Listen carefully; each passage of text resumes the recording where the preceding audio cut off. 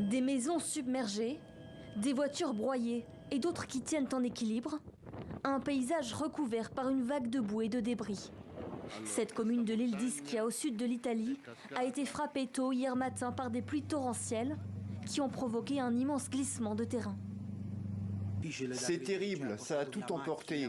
C'est difficile à croire, mais ça a même emporté des voitures, des lampadaires, tout. Il y a des voitures qui sont complètement retournées, qui sont déplacées sur le côté. On se demande comment c'est possible. La vague de boue a fait au moins un mort et une dizaine de personnes sont toujours portées disparues. Nous craignons qu'il y ait d'autres victimes. Le bilan est d'un mort, le corps d'une femme retrouvé par nos équipes, mais pour l'instant, il n'y a aucun autre mort. Pour se frayer un chemin sur la colline, c'est un engin de chantier qui ouvre la voie aux véhicules de secours. Des opérations de sauvetage rendues compliquées aussi par la pluie et les rafales de vent qui ont retardé l'arrivée des renforts depuis le continent. C'est une véritable tragédie pour les habitants de l'île touchés par ce drame.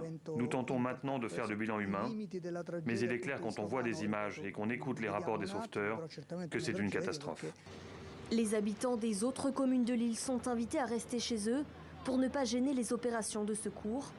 Hier soir, une centaine de personnes étaient encore sans eau ni électricité. 200 habitants ont été évacués dans les communes voisines ou hébergés dans des hôtels.